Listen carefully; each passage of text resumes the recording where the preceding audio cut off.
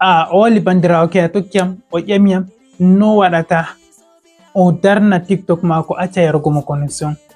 To o waɗi connection en jigaro to o nasti tiktok ni paka ne heɓata sam connection man timmi, alhaali bo to o nastai tiktok ɗo waɗan be connection mako balle 2 yago 3.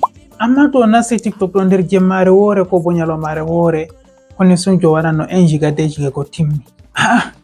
Useni fasaha hollam nene matta tiktok man acca yarugo am connection.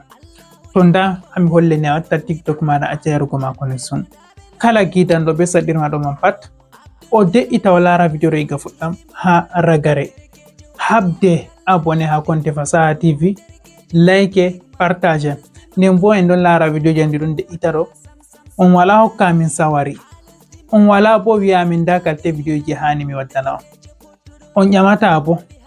Amma to on ƴaman on dokkana min sawari kalte video ji hani mi gaddana on, video ji tayrata ha konte min je fasaha tv, to yiɗi ha tiktok, to yiɗi ha youtube, to yiɗi ha facebook. Ngam majum windani amin sawariji moɗon ha les commentaire, abonné, like, partage video ɗum. En jami watano video majum bana ni. Bisalam.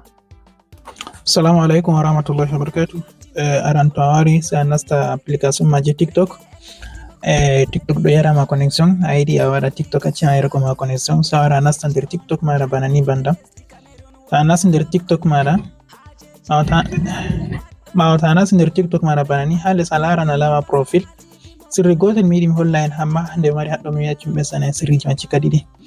Amma gotel ɗo mi wiyata on sei to en yotti a place majum tan sai mi yonda dai sirri man. Amma jotta miɗo holla en je hala connection TikTok ɗo yarama connection. Ɓawo to a nasti ha profile ma bana ni, sai a hosa a laran ha dow toɓɓe 3 mana didi 3 tre ni, sai a mema dow ton. To a memi dow ton a wara a nasta ha setting and privacy.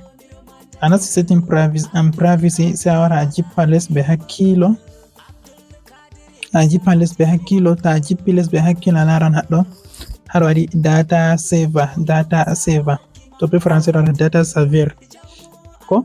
Sai a nasta ha ton, ɓawo to a nasti ha ton a tawan ɗo ɗon désactivé banni. To ta waɗno connection 1 giga a waran no ko balle 2 3 be majum, sai a tawa ɗum dow banni man ɗo a tawa connection ma ɗo yara. To duɗi man ɓurata nyalde tan 1 giga ma timmi, sai a hosa activa. To a active banni to connection ma ɗo waɗa nyalde ko nyalde 2 to warta nyalde 3 yago 4. 1 giga bo ɗum kanjum 1000 mega, fere wara 1200, fere 1300 kanjum 1 giga. Sai waɗa retour en timmini. Ɗo on lawol je to a waɗi connection maɗa acca yarugo. Amma min kam mi wala haje yawa mi itta. Amma an mo sinkata ko TikTok ɗo yara ɗum connection sai a hosa a activa. Deuxième sirri je mi yiɗi hollugo on, masalan jotta on giyan téléphone majum ɗum ɗo en blanc jotta ni ɗo, to jemma a tawan ɗum ɗon nawama gite. An holle ne a watta to jemma waɗi a wartira ɗum en noir, aɗon lara kuje pat gite nawatama, ɓillatama, wattama ko majum. Sai ara mema han memi ɗo a laran ha dow haɗɗogal display en lora ɓawo heɓa mi hollita on pa tindinore tan. To memi toɓɓe 3 wara on memi paramétre, ɓawo ta memi paramétre a jippa les be hakkilo. Ta jippi les be hakkilo aran a tawa display nda ɗum alama lewru ni hatton, sai a hosa a mema dow ton. Ta memi dow ton sai a wara a wartira dow je ɗo. Ta wartiri dow je ɗo ni, a laran ko ɗume go warti noir jotta. To yiɗi bo waɗan automatique, to jemma waɗi ni warta noir.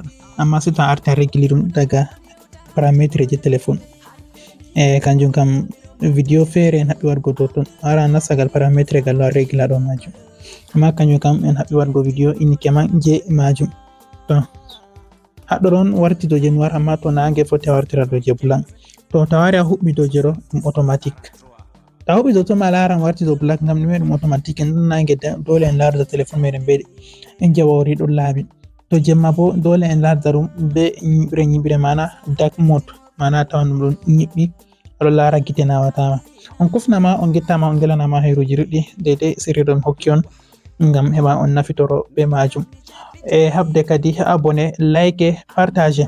Abonné ha konte fasaha bandiraɓe. To on wari ha TikTok on waɗi recherche fasaha tv, on laran konte man ɗon bana ni. Kala konte je on laari na banni ceknana ɗum konte on, tawan nda konte am ɗo mari 75 000 abonné. Fasaha tv son hosa on abona.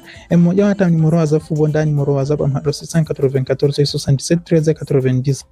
Banni kadi on kofnama, on gettama, on gelanama hayruji ɗuɗɗi banda appel. Abonné, like, partage.